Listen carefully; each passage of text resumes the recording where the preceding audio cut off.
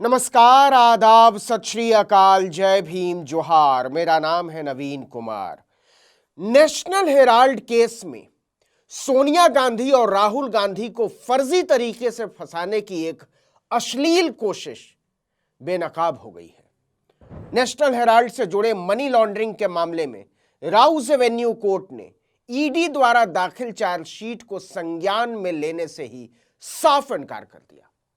दिल्ली की Rouse Avenue court ने कहा कि इसका सवाल ही पैदा नहीं होता।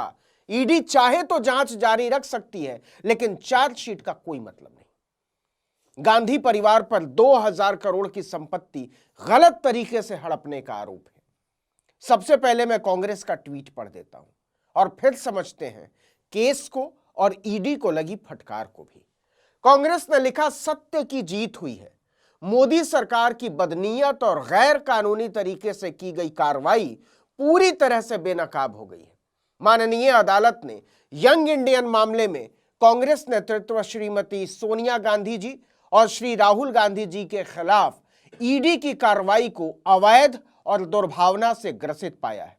अदालत ने फैसला दिया है कि ईडी का मामला क्षेत्राधिकार से बाहर है। उसके पास कोई एफआईआर नहीं है, जिसके बिना कोई मामला ही नहीं बनता।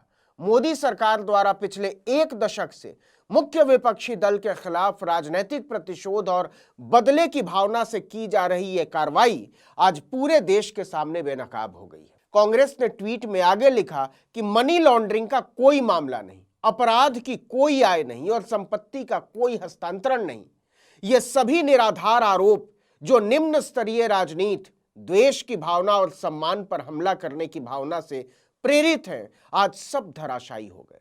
कांग्रेस ने आखिरी लाइन में लिखा है कि पार्टी और हमारा नेतृत्व सत्य के लिए और हर भारतीय के अधिकारों के लिए लड़ने के लिए प्रतिबद्ध है। हमें कोई भी डरा नहीं सकता, क्योंकि हम सत्य के लिए लड़ते हैं। सत्यमेव जयते। और इसके बाद राष्ट्रध्वज तिरंगे के 2 निशान लगाए गए।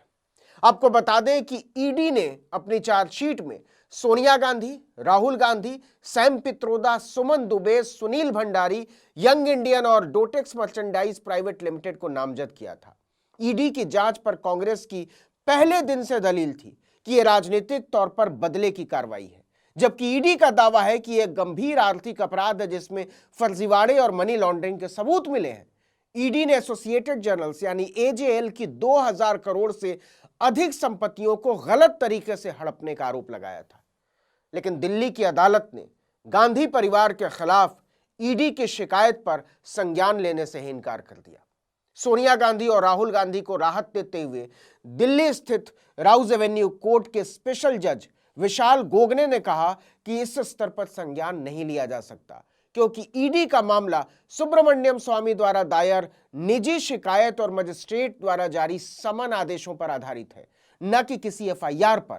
कोर्ट ने अपने फैसले में हैरानी जाहिर करते हुए कहा कि जांच एजेंसी सीबीआई ने अब तक कोई प्रेडिकेट अपराध दर्ज नहीं किया है।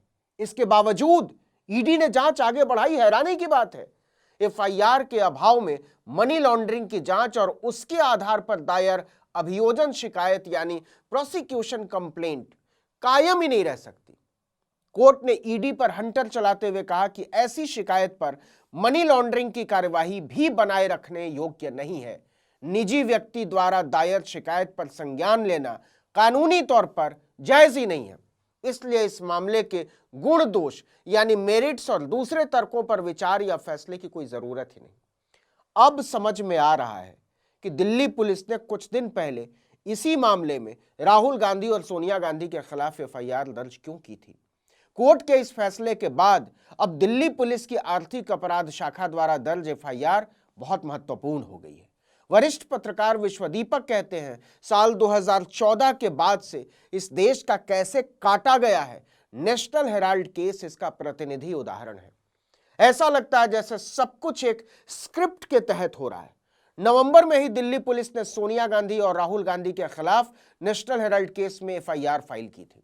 राउज एवेन्यू कोर्ट के फैसले ने इसकी वजह साफ कर दी है। जैसे सबको मालूम था कि इस केस में कोई दम नहीं है, कोर्ट में एक दिन ईडी की जबरदस्त वाली पिटाई होगी, उसी तरह मोदी सरकार को भी पता था कि कोर्ट में यह मामला ध्वस्त हो जाएगा, बल्कि होना ही है। इसीलिए पहले ही दिल्ली पुलिस को भी इसमें लगा दिया। अब दिल्ली पुलिस ऐसी क्या जांच कर लेगी या ऐसा कौन सा सबूत निकाल लेगी जो ईडी नहीं निकाल सकी। अगर आप लोग भूल गए हो तो याद दिला दें कि इस केस में राहुल गांधी से कुल मिलाकर 55 से 60 घंटे तक पूछताछ हो चुकी है। सोचिए इस देश का कितना समय, कितना संसाधन और कितनी ऊर्जा बर्बाद कर दी गई नेहरू गांधी से जुड़े एक लेगेसी अखबार को बदनाम करने के लिए। कानून को समझने वाला बच्चा भी बता रहा था कि मनी लॉन्ड्रिंग का तो केस ही नहीं बनता, फिर भी ईडी लगी रही और लगी रही। किसी भी सूरत में सोनिया राहुल को खत्म कर देने के आदेश की अनुपालना के उत्साह में वो एफआईआर तक फाइल न कर सकी। इसी आधार पर कोर्ट ने ईडी की शिकायत को कूड़ेदान में फेंक दिया। क्या अद्भुत देश चल रहा है कि जहां भ्रष्टाचार हुआ ही नहीं, वहां यह देश पिछले 12 साल से भ्रष्टाचार खोज रहा है और प्रधानमंत्री से लेकर गृह मंत्री तक इसके खंभे नोच रहा है। टेलीविजन चैनल दिन रात इस पर बहस कर रहे हैं। तो इस देश, समाज और मीडिया की प्राथमिकताएं जरा सोचिए कहां है। लेकिन सबसे बुरा कट गया है 86 साल के उस बुढ़े का जिसने सत्ता की मलाई चाटने के चक्कर में यह गड्ढा तैयार किया था। नाम समझ गए होंगे आप। सुब्रमण्यम स्वामी अब किसी पागल आदमी की तरह बिलबिलाए घूम रहे हैं। लिख कर रख लीजिए, एक दिन उनका हाल मकबूल वाला होगा। विश्व दीपक लिखते हैं, मोदी के आने की आहट भांपकर सुब्रमण्यम स्वामी ने संघ के साथ मिलकर गांधी परिवार को बदनाम करने के लिए झूठ का जो स्वर्ण महल तैयार किया, अब उसकी दीवारें धीरे धीरे गलने लगी हैं। मीडिया अगर इतना बिकाऊ नहीं होता तो सच्चाई बहुत पहले सामने आ गई होती। आपको क्या लगता है, मीडिया अभी भी इसे लेकर शर्मिंदा महसूस करेगा, सचेत होगा, थोड़ा संवेदनशील और उदार होगा? सवाल ही नहीं उठता, क्योंकि नैतिकता के जिस शव यात्रा को नरेंद्र मोदी एंड कंपनी ने रवाना किया था, उसमें लगे हुए कंधे केवल ईडी, सीबीआई या इनकम टैक्स या दिल्ली पुलिस के नहीं है, मीडिया के भी हैं। एक समाज के तौर पर हमारे और आपके भी हैं, नागरिकता के बोध के भी हैं। जब यह खबर आई तो मुझे लगा कि मीडिया में इसे लेकर बड़ा जबरदस्त बवाल पसरा हुआ होगा।